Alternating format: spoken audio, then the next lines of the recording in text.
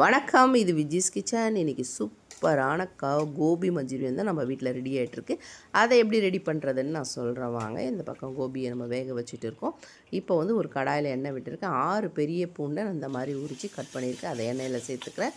அது கூட ஒரு 1/4 கிலோ வெங்காயத்தை இந்த மாதிரி பொடிசாக கட் பண்ணி அதையும் சேர்த்துக்கலாம். கொஞ்சம் போல் வெங்காயம் தலையும் சேர்த்துட்டு ஒரு 6 பச்சை மிளகாய் அதையும் சேர்த்து இந்த மசாலாவுக்கு தேவையான உப்பு மட்டும் சேர்த்து நல்லா வதங்க விடணும். இது நல்லா பச்சை வாசனை போகிற அளவுக்கு நல்லா வதங்க விடணும் பாருங்கள். இது போனதுக்கப்புறம் இதுலேயே நம்ம வந்து ரெட் சில்லி பவுடர் 1 ஸ்பூன் சேர்த்துக்கலாம். மிளகுத்தூள் 1 ஸ்பூன் சேர்த்து இது நல்லா கொஞ்சம் நேரம் நல்லா மிக்ஸ் பண்ணி விடுங்க. இந்த மசாலா எல்லாம் நல்லா வெங்காயம் நல்லா வதங்கணும். அப்போ தான் நல்லா டேஸ்ட் இருக்கும். வெங்காயம் நல்லா வதங்கினா தான் இந்த காலிஃப்ளவர் வந்து அந்த ஜூஸ்லாம் எடுத்து நல்லா சூப்பராக இருக்கும் பாருங்கள்.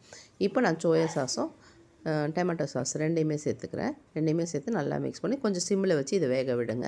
அதுக்குள்ளே நம்ம காலிஃப்ளவரை அந்த பக்கம் பொரித்து எடுத்துக்கலாம். காலிஃப்ளவருக்கு வந்து நான் வந்து பொடிசாக கட் பண்ணி நல்லா கழுவிட்டு அதை வந்து நான் சுடுதண்ணியில் போட்டு ஒரு கொதிக்க வச்சு எடுத்திருக்கேன். கொஞ்சம் பாதி வெந்த மாதிரி இருக்கும். அதில் வந்து கார்ன்ஃப்ளவர் மாவு, மைதா மாவு, லைட்டாக உப்பு சேர்த்து மிக்ஸ் பண்ணி எண்ணெயில் பொரித்து அதை தனியாக எடுத்திருக்கேன். இப்போ நான் வந்து ஒரு 2 டேபிள் ஸ்பூன் அளவுக்கு கார்ன்ஃப்ளவர் மாவை எடுத்து அதில் வந்து நல்லா தண்ணியை விட்டு இது கூட நம்ம மிக்ஸ் பண்ணிக்கலாம்.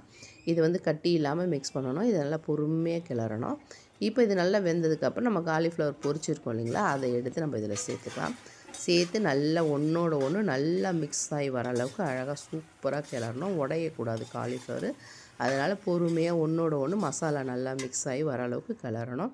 அவ்வளோதான். மேலே வெங்காயத்தலையை தூவணும்னா சூப்பரான கோபி மஞ்சூரியன் ரெடி. வீடியோ பிடிச்சிருந்தால் லைக் பண்ணி, ஷேர் பண்ணி, கமெண்ட் பண்ணுங்கள். நம்ம சேனலை மறக்காமல் சப்ஸ்கிரைப் பண்ணுங்கள். அருமையான கோபி மஞ்சூரியன் ரெடி.